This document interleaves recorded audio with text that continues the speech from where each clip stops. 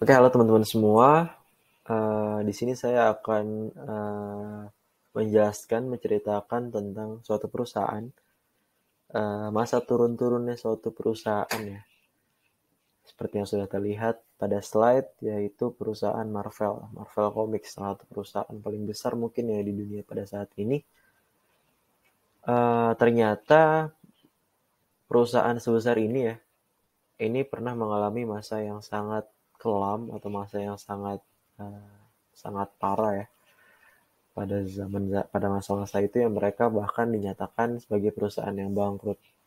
Cuma ternyata kalau misalnya dibandingkan dengan sekarang ya siapa sekarang yang nggak tahu Marvel, filmnya di mana-mana, ada tempatnya, ada Avenger Campus juga dan lain-lain. Jadi ya perusahaan sebesar itu untuk sekarang ternyata pernah mengalami masa-masa sulit. Nah, kira-kira masa-masa sulitnya tuh apa ya dan bagaimana mereka akhirnya bisa bangkit lagi itu yang ingin saya bahas.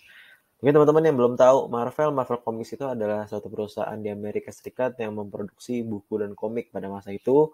Cuma sekarang sudah ke media-media lain seperti perfilman, seperti apa ya, ada mungkin novel juga dan lain-lain. Cuma mereka fokusnya memang di dunia perfilman dan komik sekarang sih, gitu.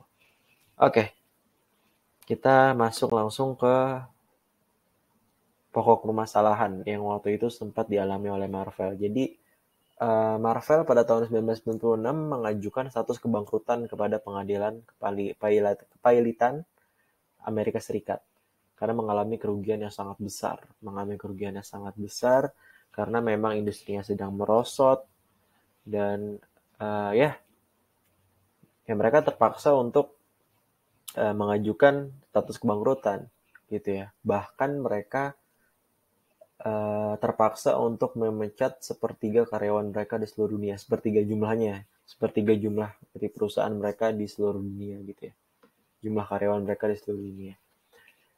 Nah selanjutnya ternyata mereka juga memiliki hutang, jadi hutang mereka menumpuk, jadi ya terpaksa mereka akhirnya mengajukan status kebangkrutan. Salah satunya yang paling besar itu kepada Disney. Jadi ini Marvel ini sebelum dimiliki oleh Disney pada tahun 1990-an ini, ternyata mereka berhutang besar kepada Disney kurang lebih sekitar 1,7 juta dolar US dollar.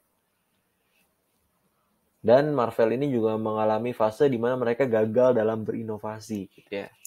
Jadi pada saat mereka mengalami kebangkrutan, sudah dinyatakan sebagai perusahaan yang bangkrut ya, mereka ingin membangun lagi atau masa-masa revitalisasi mereka, mereka ingin menghidupkan Marvel kembali. Ya pada masa awal itu mereka juga mengalami kesulitan gitu ya. Pada saat itu mereka mencoba untuk membuat restoran dengan tema Marvel. Tidak lebih dari 1 tahun gagal dan akhirnya tutup. Mereka mencoba menjual trading card dengan karakter-karakter mereka, karakter Marvel, superhero Marvel ternyata gagal juga gitu ya. Karena sudah tertinggalan zaman. Ya, sampai akhirnya mereka terpaksa untuk menjual lisensi karakter mereka untuk diperfilmkan dengan studio lain seperti Sony Pictures, contohnya Fox dan lain-lain. Ya mereka bisa bertahan gitu ya, maksudnya bertahan dengan duit yang mereka dapatkan karena filmnya memang besar juga, cuma uh, dibandingkan dengan keuntungan yang studio lain itu dapatkan itu termasuk kecil sekali gitu ya. Jadi ya mereka di awal-awal ini cukup kebingungan kira-kira apa langkah yang harus diambil sampai pada akhirnya muncul seseorang yang mengajukan ide gitu ya, mengajukan ide kepada petinggi-petinggi Marvel. Orang ini bernama David Maisel. Pada tahun 2003 ya. Jadi dia memberikan ide kepada pemilik Marvel kira-kira seperti ini.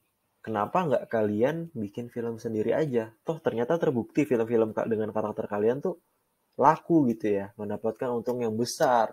Cuma kalian kalau misalnya cuma menjual lisensinya ke perusahaan ke studio lain ya kalian nggak dapat seberapa gitu. Kenapa nggak bikin film sendiri gitu ya? Kalian bikin film sendiri, nanti kalian bisa bikin film yang berkelanjutan gitu ya, yang mungkin nanti karakter satu dengan karakter yang lainnya bisa bertemu di film lain dan lain-lain. Kenapa nggak bikin konsep dengan konsep seperti itu gitu ya? Tentu saja para petinggi Marvel tertarik dengan ide ini. Oh ya kenapa nggak kita bikin film sendiri aja ya?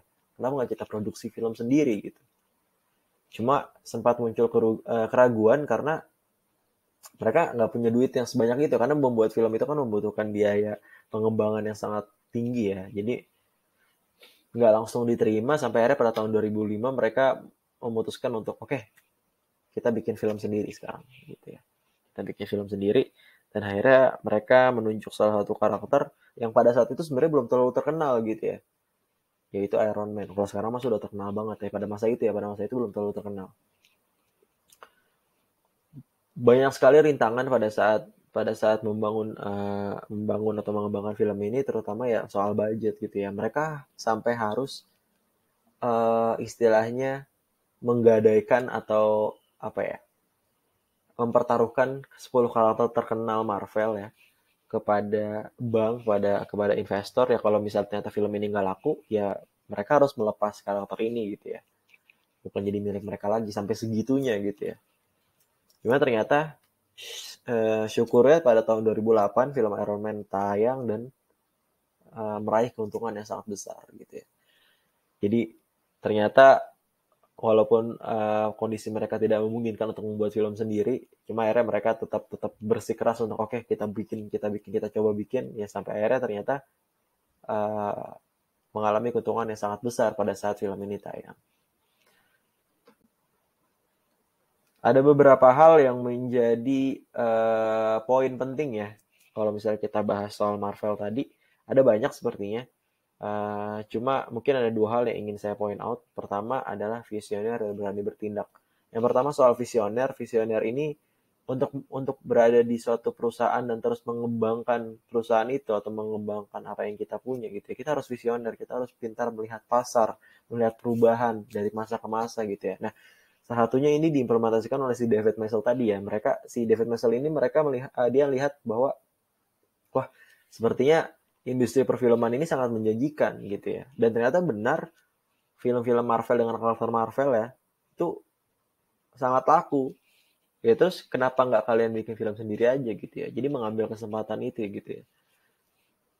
Walaupun mungkin sangat sulit, ya kenapa tidak dicoba dulu gitu.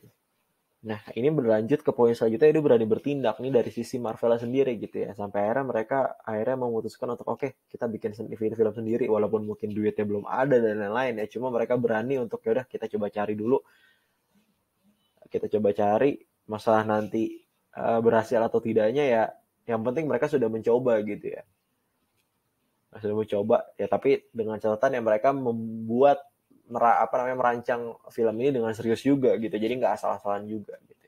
Jadi ya, dua poin penting itu, visioner dan berani bertindak.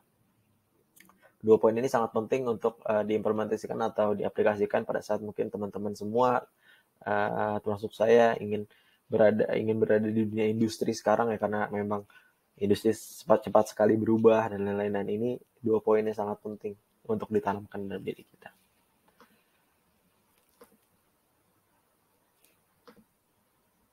Baik, mungkin sekian yang dapat saya sampaikan. Semoga bermanfaat dan semoga menghibur juga. Mungkin itu yang dapat saya sampaikan. Terima kasih. Kita mungkin ketemu di video selanjutnya. Dadah.